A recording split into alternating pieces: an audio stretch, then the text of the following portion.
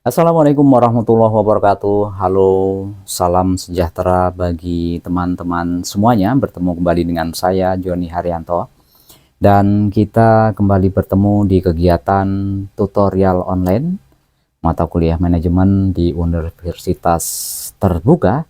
Dan kali ini kita sampai di sesi yang keempat dengan tema kepemimpinan. Teman-teman, kepemimpinan adalah kemampuan seseorang untuk memimpin, kemudian memotivasi dan mengarahkan tim atau organisasi menuju pencapaian tujuan yang sudah ditentukan dalam organisasi tersebut. Nah, apa saja hal-hal yang terkait dengan kepemimpinan ini, atau kemudian apa saja hal-hal yang bisa dilakukan dan karakteristik apa saja yang harus dimiliki oleh seseorang ketika akan menjadi seorang pemimpin. Nah, seorang pemimpin harus bisa menjadi sebuah pengarah visi dari kelompok atau organisasi yang ada, di mana harus bisa memberikan pandangan, mengarahkan visi serta tujuan perusahaan yang ada, sehingga orang-orang yang ada di dalam organisasi itu paham dan juga bisa melakukan tentang visi-visi yang ada dalam perusahaan itu. Dalam hal mengarahkan visi ini, seorang pemimpin juga harus bisa memotivasi, memberikan dorongan, memberikan semangat, serta membimbing dan mengarahkan arah yang baik, arah yang standar dari tujuan yang sudah ditentukan dari organisasi yang ada. Nah, seorang pemimpin juga harus bisa mengambil keputusan yang baik, yang bijaksana, yang efektif, mewakili semua pihak, dan juga sebuah kebijakan, keputusan yang mendorong kegiatan organisasi bisa berjalan dengan baik. Nah, teman-teman, seorang pemimpin juga harus bisa membangun dan mempertahankan hubungan di antara satu orang dengan yang lainnya dalam tim, dalam kelompok organisasi tersebut. Jika dalam perusahaan adalah semua karyawan dan juga mampu menjadi komunikator yang baik dan juga bisa menjadi penengah dalam kegiatan bisnis dan juga bisa berhubungan dengan semua pemangku kepentingan yang ada di dalam kegiatan bisnis tersebut. Ada banyak masalah yang terjadi di dalam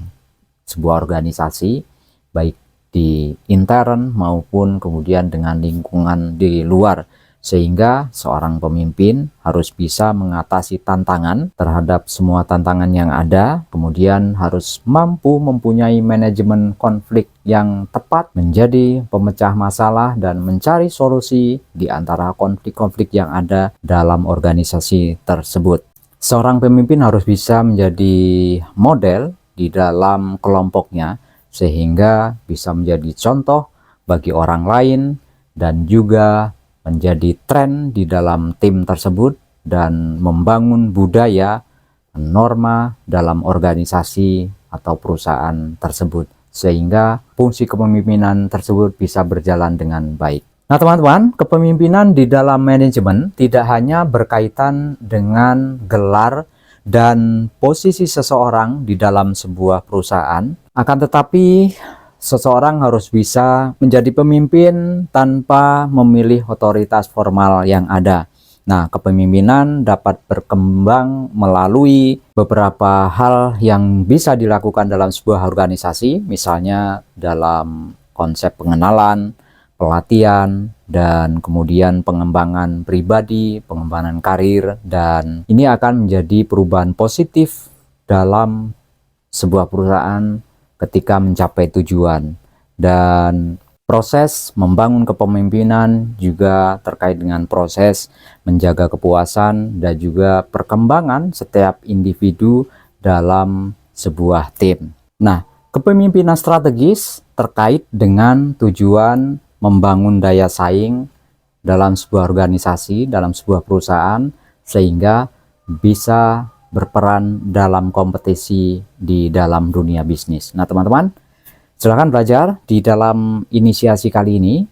Silahkan teman-teman berlatih dan juga pelajari materi-materi yang sudah kami sertakan. Jangan lupa teman-teman tetap aktif di dalam diskusi, mengerjakan latihan-latihan, tugas-tugas yang ada. Dan teman-teman juga bisa mempelajari materi-materi di luar, terutama materi-materi yang teman-teman punyai, sepanjang materi tersebut masih terkait dengan tema kita kali ini. Akhirnya, saya ucapkan selamat belajar, tetap semangat, sukses buat Anda semuanya, dan wassalamualaikum warahmatullahi wabarakatuh.